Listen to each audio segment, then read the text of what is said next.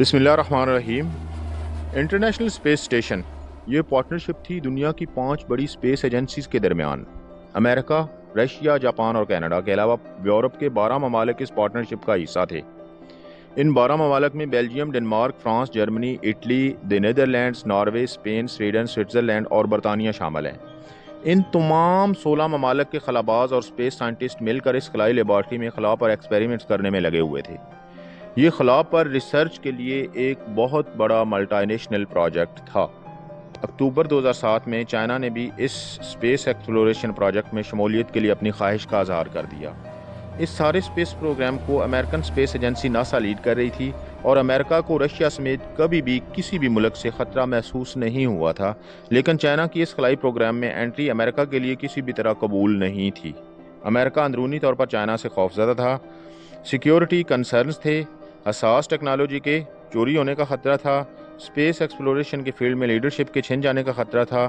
China نے American self confidence کو ہلا کر رکھ دیا تھا اور اب امریکہ اس سچویشن میں فراریت اختیار کر رہا تھا۔ امریکہ نے چائنا کو اسٹریٹ فارورڈ انکار کر دیا، سیدھا اور صاف انکار۔ بلکہ امریکہ صرف انکار کرنے پہ نہیں رکا۔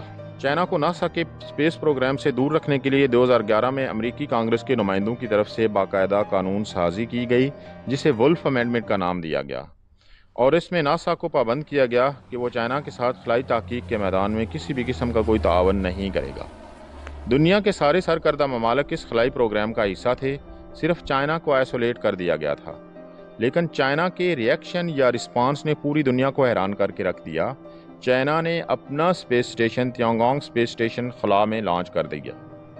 اب خلا میں ٹوٹل 2 اسپیس اسٹیشن ہیں، ایک پوری انٹرنیشنل کمیونٹی کے باہمی اشتراک سے چلنے والا انٹرنیشنل اسپیس اسٹیشن، اور دوسرے اسپیس اسٹیشن تیانگانگ کا واحد مالک چائنا ہے، جس پر چائنا کی پرائیویسی بھی ہے اور چائنا اسپیس سے پوری دنیا کی ایکٹیویٹیز کو مانیٹر کر رہا ہے۔ ویڈیو کو لائک اور چینل کو سبسکرائب کر لیں۔ شکریہ۔